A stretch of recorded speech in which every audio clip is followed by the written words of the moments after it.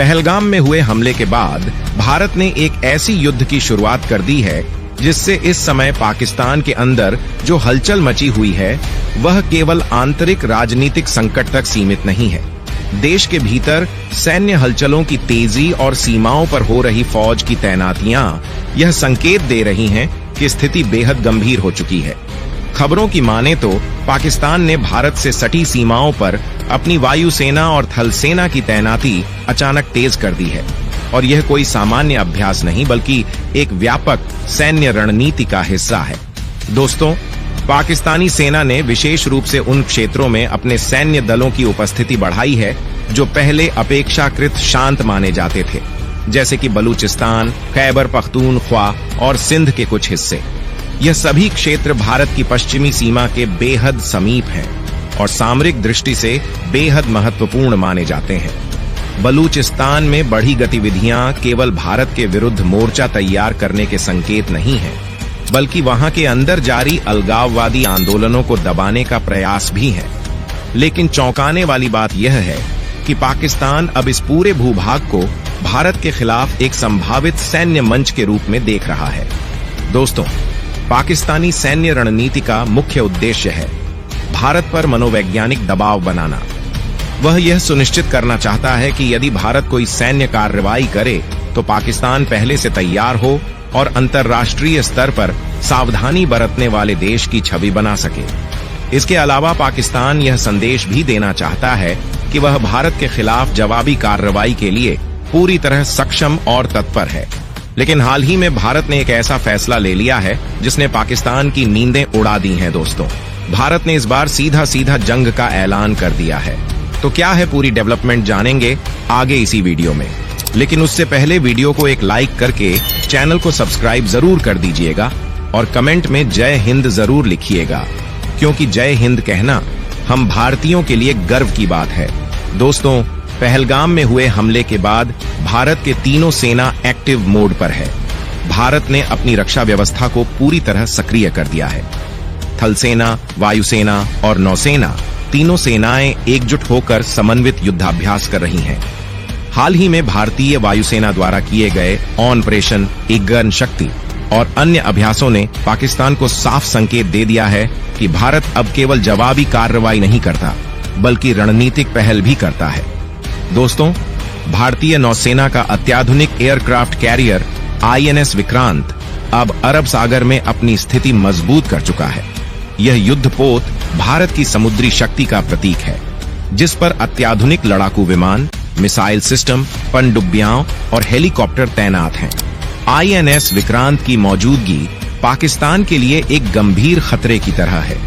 कराची, जो पाकिस्तान का सबसे बड़ा व्यावसायिक और सैन्य केंद्र है, वह अब भारत की मारक सीमा में है। सैन्य विशेषज्ञों का मानना है कि अगर भारत समुद्री मार्ग से कराची पर हमला करता है तो पाकिस्तान की पूरी आर्थिक रीढ़ टूट सकती है।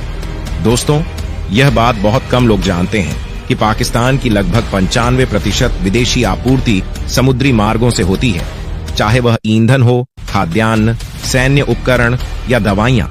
यदि भारत पाकिस्तान के समुद्री मार्गों की घेराबंदी कर दे तो बिना युद्ध किए ही पाकिस्तान को खाद्य संकट, ईंधन संकट और सैन्य संसाधनों की कमी का सामना करना पड़ेगा। दोस्तों, 2019 की बालाकोट एयर स्ट्राइक ने पाकिस्तान को यह साफ संकेत दे दिया था कि भारत अब रक्षात्मक नहीं बल्कि आक्रामक नीति अपना चुका है।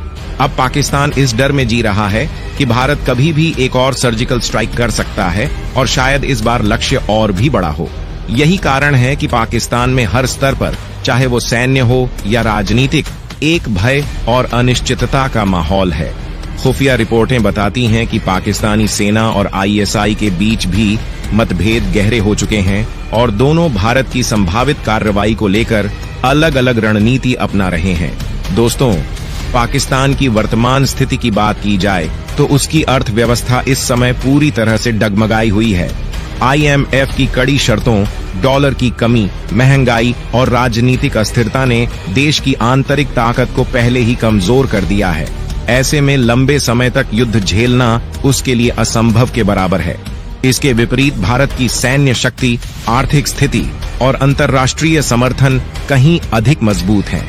भारत ने पिछले कुछ वर्षों में रक्षा उत्पादन, मिसाइल तकनीक, सैटेलाइट निगरानी और साइबर डिफेंस जैसे क्षेत्रों में भारी निवेश किया है।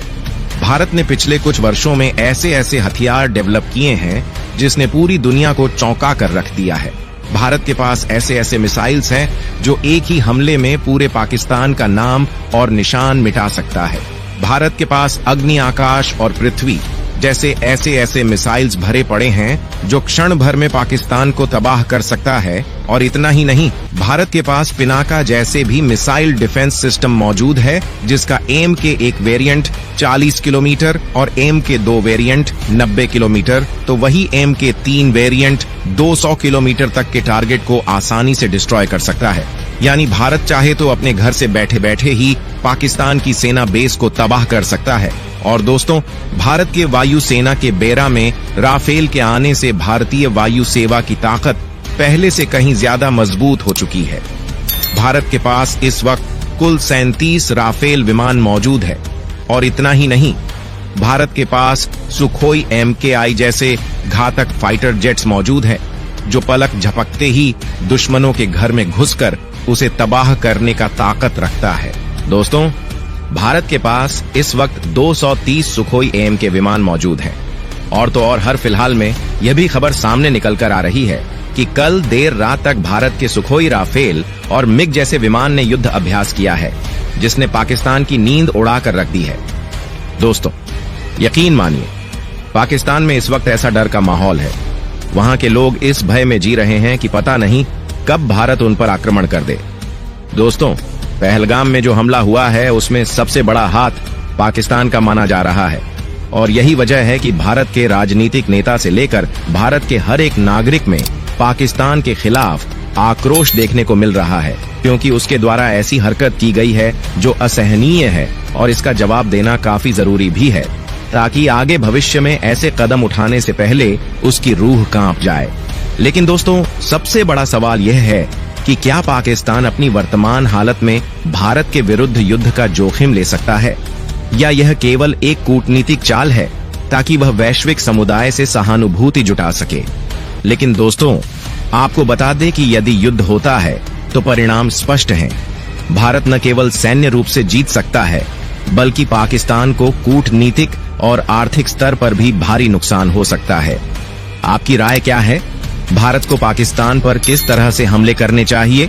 आप हमें कमेंट बॉक्स में जरूर बताइएगा और इस वीडियो को अपने दोस्तों के पास शेयर जरूर कीजिएगा ताकि उन्हें भी भारत की शक्ति का एहसास हो सके। जय श्री राम। दोस्तों,